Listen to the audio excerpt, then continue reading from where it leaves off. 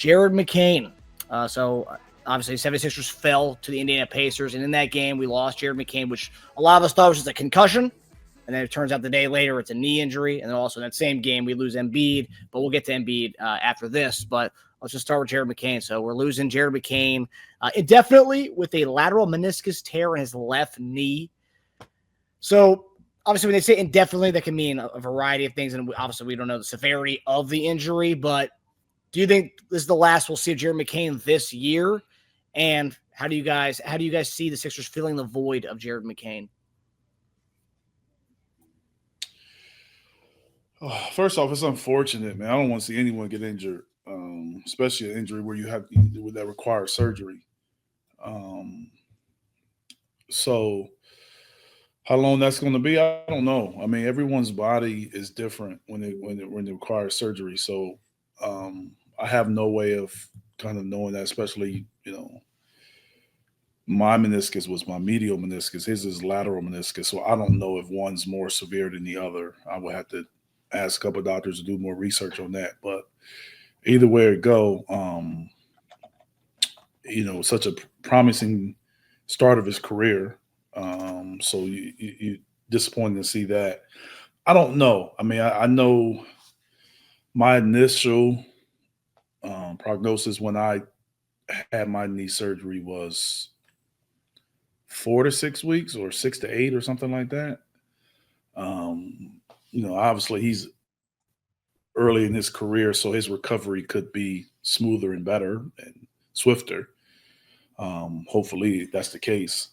But I can see, if I had to guess, I would say 3 to 4 months, which will probably get him back towards the end of the year, right before the playoffs.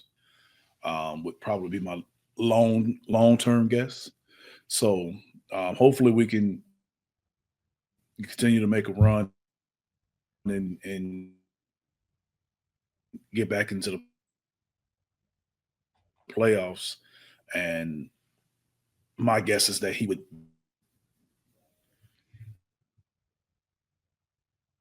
not knowing how long, you know what I'm saying? Like how long it would take for him to come back, meaning come back where you're allowed to play basketball and get on the court, and then come back and kind of be effective without limitations. Kind of, it's different levels to a return.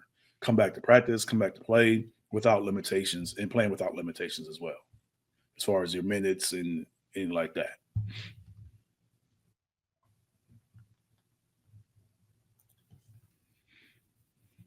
And then as far as filling the void without him, what do you think about that? I think Council Jr. is going to get some minutes. I think they'll try to play Eric Gordon and see what he gives you. If he has a good night or he has things going early on, they'll stick with it. But I do think that he'll get a chance. But I think that you'll see Kyle Lowry probably play more, and Maxey kind of play more of off the ball to try to make up more of the scoring load. So I think collectively, I don't think it's going to be one particular person that'll get increased minutes. I do think that, collectively, you see Kelly's minutes will be going up as well, where his minutes are kind of going down a little bit when Maxey was kind of taking off. So I think collectively, you'll see guys' minutes increase, and at times maybe go back down and then come back up.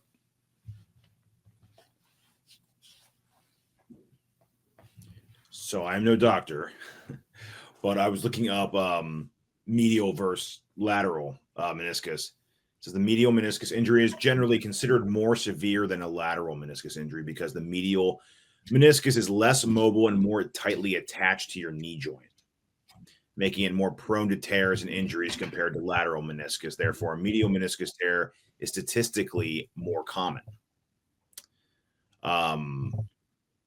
It also says, however, it is well known that a lateral meniscus is taken out. The consequences are almost always worse than having a medial meniscus resected. So I guess now it depends on the severity of the tear and what they have to do to repair it. So whether they're shaving it down or taking it out. Yeah. So that's why they have no timetable yet, because they don't know. Like Embiid, remember Embiid? They didn't know a lot at first because they had to see what they needed to actually do to it, what's necessary. I mean, and sometimes that decision is made during the procedure. Yeah. And sometimes you get more testing and get more eyes on it on the MRI, and you get more eyes on it, then you can make a decision. I mean, sometimes it really depends on who's doing his procedure as well. I mean, I would hope he's going to the best of the best. Mm-hmm. Yeah. So, I mean, given that, it's hard to know about timetables. I hope, Embiid, again, meniscus obviously is so different, so it's hard to compare one to the next. But, Embiid hurt his meniscus later on in the season, and he was still back by playoff time. So, hopefully McCain can be back before the playoffs.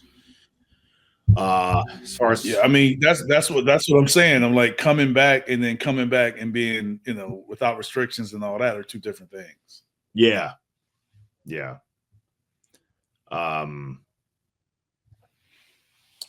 At least, someone like Embiid last year, it's like we had to get him right in and lean on him because he was our guy. At least McCain actually has the luxury of being able to get worked in slowly over time. Maybe take like a 6-man or come off the bench, reserve, slowly get involved. Embiid's like, when can you play 30 plus and score 35 for us a night? Like that's a lot to have to take on right after you tear meniscus.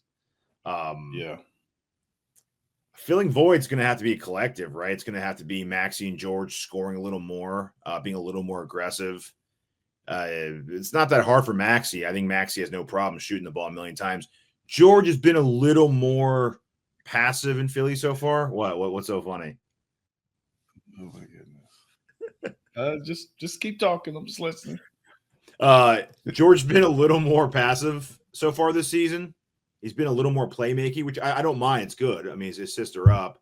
I just think with what we're dealing with now, we'll need a little more what we saw last night going forward, right? They need to, I think both those guys just need to be aggressive, look for their shots all the time, but not get into that whole one-on-one, my turn, your turn thing. And that's a tough balance, right? Other guys are going to have to score a bit more. Oubre is going to have to score a bit more. And then as far as leaning on someone else to come out of it, I would say Eric Gordon, I guess, is the closest comp to a McCain, right? Didn't we call Eric Gordon kind of like a McCain, kind of like a younger Eric Gordon for a little bit?